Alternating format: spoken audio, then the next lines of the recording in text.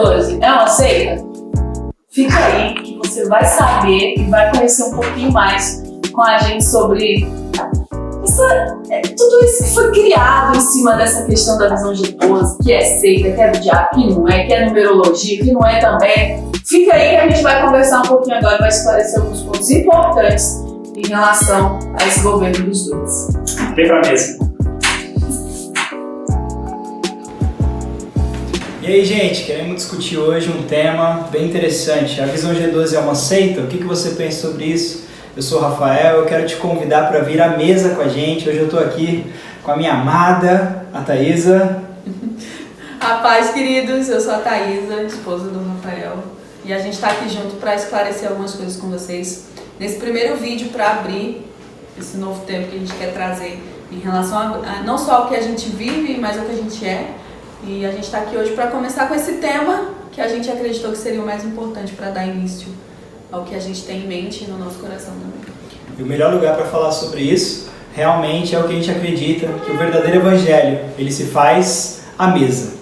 Né? E essa pergunta, a visão G12 é uma seita? A gente queria dividir ela em 3 partes para a gente poder entender melhor. Então a primeira, o que é a visão? Né? O que é a visão? Eu queria ler um texto com vocês que se encontra em Atos capítulo 9. Atos capítulo 9, um texto bem conhecido que fala da conversão de Saulo. No final do versículo 3 diz assim: em sua viagem, quando se aproximava de Damasco, de repente brilhou ao seu redor uma luz vinda do céu. Então naquele momento Paulo, conhecido como Saulo, teve uma visão, né, diferente de vista. No versículo 10 diz assim: em Damasco havia um discípulo chamado Ananias. O Senhor chamou ele numa visão, Ananias. E ali Deus começou a falar com ele. Então a gente precisa diferenciar o que é visão e o que é vista. Vista é o que eu posso ver. Visão é o que Deus me mostra para um propósito. E aqui tinha um propósito muito claro. No versículo 15.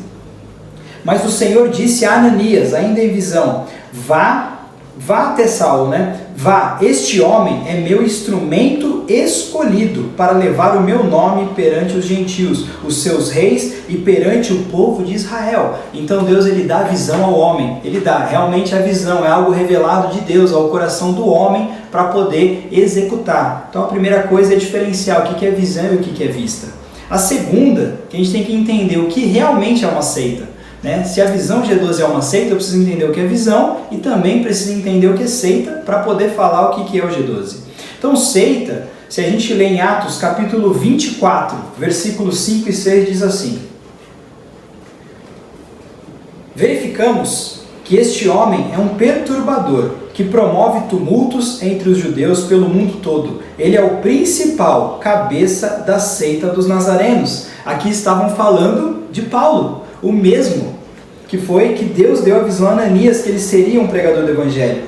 E tentou até mesmo, versículo 6, profanar o templo. Então prendemos e quisemos julgá-lo segundo a nossa lei. Então, para entender o que é seita, de uma forma bem resumida, a seita, ela normalmente se prega uma teologia da exclusividade. A partir do momento que só eu ou o grupo que está comigo está certo, o restante está errado. Então é uma teoria da exclusividade. Perante a Bíblia, perante a palavra, só eu estou certo, o restante está errado. E uma segunda questão de ser seita é realmente trocar a figura de Deus no seu trono pela figura do homem. Então esses dois parâmetros realmente trazem para nós uma simplicidade, um resumo do que é seita. Primeiro é realmente a teologia da exclusividade. Só eu e meu grupo estou certo.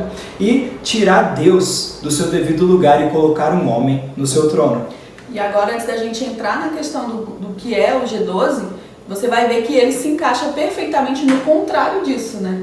É Deus no centro de tudo, a um ponto de você não ter suas vontades, mas viver a vontade de Deus. E não viver uma vida para si, né? Não viver uma vida para si, mas para o próximo. Então aí você vai entender que é totalmente o contrário. Por isso nós precisamos sempre buscar o conhecimento, para a gente não ser enganado pelo que falam, ou pelo que disseram, ou pelo que sonharam, ou qualquer outra coisa do tipo.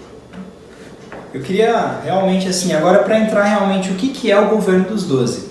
Entrar numa questão primeiro, sempre pela palavra. Acho que o importante é sempre a gente começar, como eu comecei os outros 2 temas, pela palavra. Então vamos lá em Mateus capítulo 6, versículo 12 e 13, que diz assim: Num daqueles dias, Jesus saiu para o monte a fim de orar, e passou a noite orando a Deus. Ao amanhecer, chamou seus discípulos e escolheu 12 deles, a quem também designou apóstolos. E aí ele descreve o nome dos apóstolos no versículo 14, 15 e 16. No versículo 17 você vai ler assim: Jesus desceu com eles, com os 12, e parou num lugar plano. Estavam ali muitos dos seus discípulos, ou seja, quem estava com ele não eram os discípulos, sim o que ele chamou de 12. E uma imensa multidão, procedente de toda a Judéia, de Jerusalém e do litoral de Tiro e de Sidom. E ali Jesus começa o que a gente conhece como o Sermão da Montanha, explicando realmente o que era o reino de Deus, explicando como que é carregar a sua própria cruz. E realmente a visão G12, né, o governo dos 12, é uma das formas que Deus deu visão a homens para fazer aqui na Terra, para alcançar as pessoas. E realmente a visão G12, ela tem dado fruto em todo o mundo, né, em todos os lugares. Só que você não vai encontrar uma igreja, aqui é a igreja G12, você vai encontrar diversos nomes que trabalham internamente com aquilo, do mesmo jeito que era na época da igreja primitiva. Você não tinha várias igrejas, você tinha a igreja de Jesus, você tinha a igreja cristocêntrica, você tinha uma igreja baseada nos fundamentos dos apóstolos, né? Então realmente é uma visão que tem alcançado.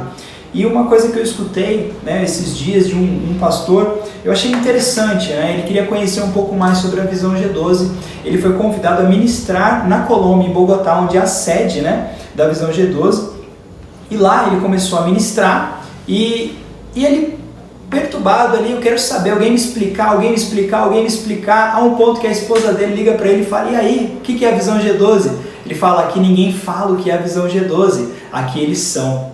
Então realmente não é um método, e sim um estilo de vida, é uma forma de se viver, né? Então a gente tem formas de visualizar, né? A gente vai dar alguns conselhos também para você, mas o principal é realmente conhecer a história, né? Conheça a história, né? Pesquise mais, um pouco mais a fundo, antes de tomar qualquer tipo de conclusão do que falam, né? Porque nós vimos aqui, Paulo, né? O homem, vamos dizer assim, um homem referenciado por Deus no Novo Testamento, que escreveu a maior parte dos livros do Novo Testamento, foi chamado de seita.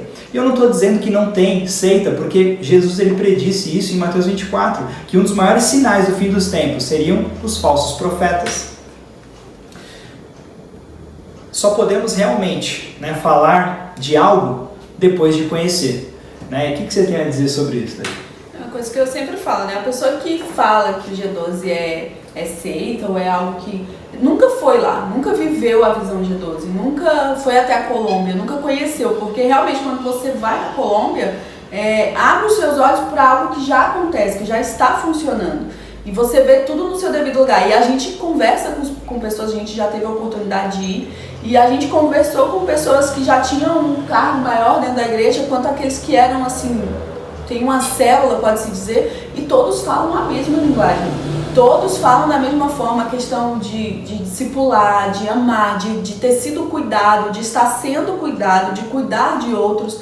Então assim, quando a pessoa fala isso, ela nunca teve esse entendimento, porque a visão, nunca nem leu a história da visão, porque a visão G12, o pastor César, ele fala muito, tudo que ele viveu foi baseado em oração, foi baseado no relacionamento dele com Deus, ele não criou nada de si mesmo, né? O desejo dele, do coração dele, era alcançar as pessoas, ao ponto de sua igreja ter ficado estagnada numa quantidade ali de pessoas, se eu não me engano, 120 pessoas, 100 pessoas, e Deus deu essa visão para ele, desse governo, né? Desse governo de você vai cuidar de 12 pessoas, você vai cuidar delas de próximo, sabe, de perto, vai acompanhar, vai estar com elas, e você vai incentivar essas pessoas a fazer isso por outras 12 pessoas, e ele fez isso, e hoje ele tem uma igreja de mais de 200 mil pessoas, e ele tem pastores que ele cuida, que ele pastoreia, e que no mundo inteiro.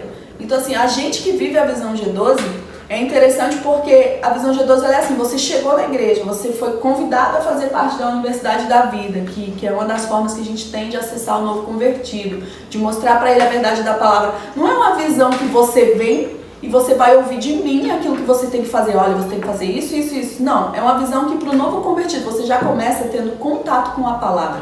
Já incentiva você a ler 2, 3 salmos por dia. Já incentiva você a fazer jejum, coisa que tem muito cristão que tem anos e não faz, que não consegue, que não dá. Já incentiva você a abrir mão de algo para ter experiências com Deus. Então, assim, não tem nada a ver com o que eu quero, mas tem tudo a ver com o que a palavra diz. Né? E hoje, para nós que cuidamos de pessoas, que tem pessoas ao nosso cuidado, na cidade onde a gente está, a gente vê que a maior dificuldade dentro de uma igreja hoje é fazer as pessoas viverem o verdadeiro evangelho. De não ser um evangelho onde é as minhas vontades, é o meu querer, a forma que eu quero. Um evangelho de banco, que eu sento e vou embora. Mas é um evangelho de família, onde as pessoas têm comunhão conosco e nos conhecem de dentro de casa. Então, assim, o novo convertido, ele vem, a gente já dá essa oportunidade de colocar ele dentro da nossa casa, de sentar à mesa com a gente, de tomar um café, de conhecer a vida dele, de querer apoiar, de querer ajudar e fazer com que eles conheçam as nossas vidas também. Para não ser aquela questão, em cima do altar o pastor prega uma coisa, mas fora esculacha a mulher dele. Ou, entendeu? Não, é uma coisa que a gente vive, a simplicidade. E eu acredito que por isso que é tão atacado, porque é algo tão simples, mas que dá certo, que as pessoas acabam tendo que procurar algo para atacar, porque não entende o crescimento.